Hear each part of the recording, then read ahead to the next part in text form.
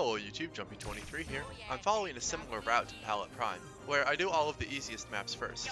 Obstacles to Victory is a map that made me ask if the game devs were taking the piss. I won't even show my skill loadout. It is completed in one turn.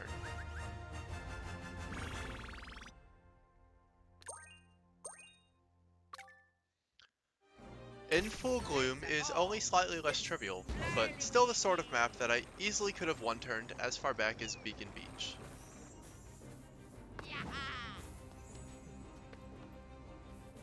Up you go.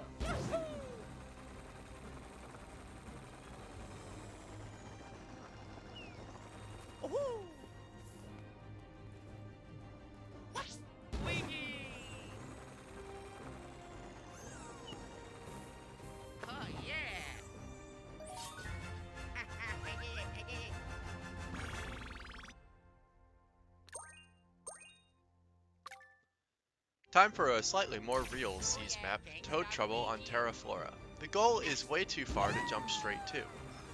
I can jump straight across this gap to this outcropping with at least a 5.75 second flight timer, but it's below the level of the goal. Luigi can do a double team jump maneuver, but his flight timer is too short to do this first jump. Hope isn't lost though, there's one more unit who can do 2 jumps in a turn. Peach uses Glitter to pull this sea stooge over for Mario to stomp on his way to the goal. She uses Screech to push it as close to the corner as possible. The timing is really tight for this stomp, so I want everything I can get.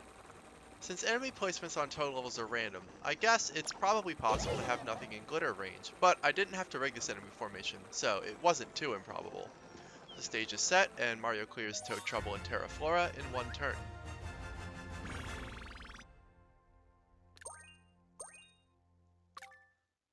Done with seas maps for Terra Flora. Time for our last super short map. Album Cover is a tiny map with a defeat 8 objective and 8 enemies are in range of glitter right from the start. Let's go.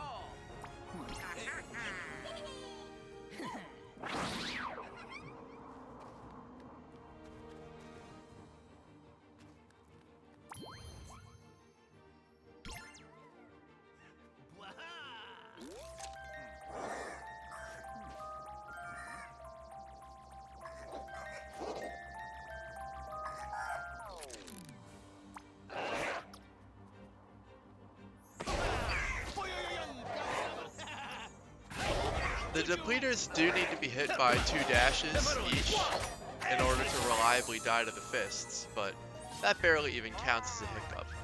And this map is also completed in one turn. Swallowing Sound is a route map with depleters and armored Goombas. The latter add a bit of spice since I can't kill them with Rabbid Mario's fists. However, we don't have 17 of them this time, and there are more than enough dashes to handle them. Let's go.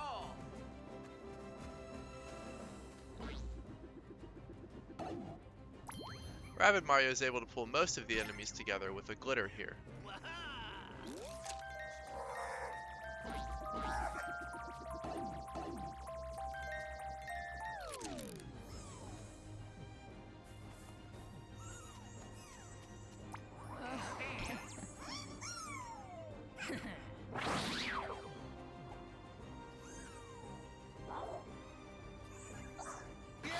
I screw up a dash input and take out one less Goomba than I was expecting, but it's no big deal. These dashes serve the dual purpose of weakening the depleters for a fisting.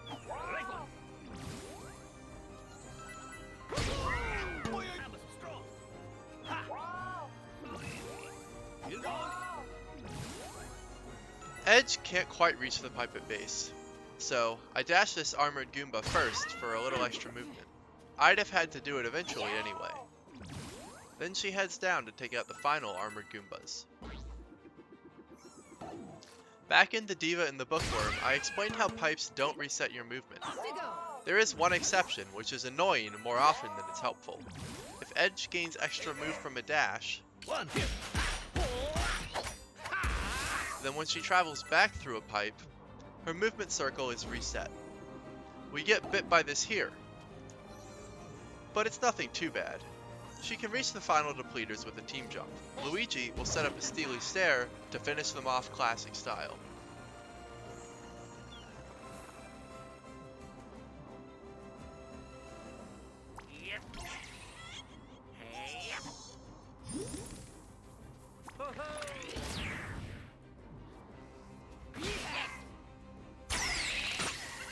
At least, I thought she could reach them both. I'm debating using a move boost or something, but in the end I decide that the depleter will probably move on enemy phase. And he does, allowing me to complete the map in one turn.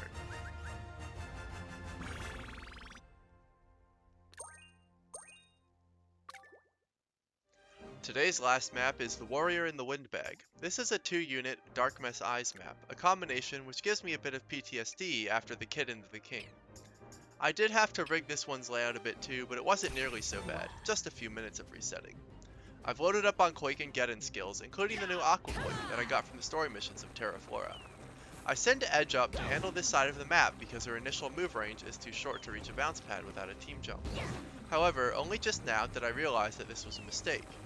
Edge is able to dash the armored Goomba by the start multiple times to reach the bounce pads. After dashing an armored Goomba, it flips over and you can only grab and throw it. But if you throw it onto the stage, you can dash it again. Anyway, I don't do this, but it works out. I've put Spark Energy on both units. The layout here is just a bit unkind, so I need 5 actions to break all of the eyes. Honestly, maybe I could get it in 4 with super perfect positioning, but this is a good backup. My odds are quite good, needing just 1 in 4 Spark Energy procs. As you can see, I've already gotten 2. Here goes.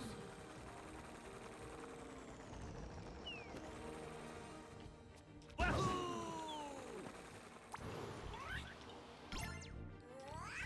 Waha! Up a jump! Here we go!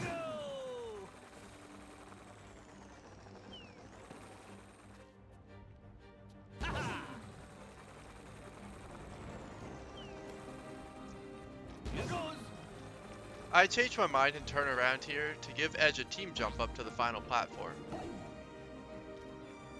Only once Rabbid Mario is next to her do I remember that I already used her team jump, and Rabbid Mario turns back around dejected. Up a jump!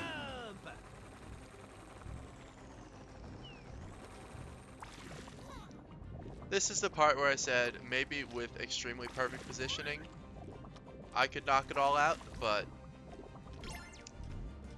I just handle 5 eyes with my Quake, leaving the last one for my Spark Energy proc.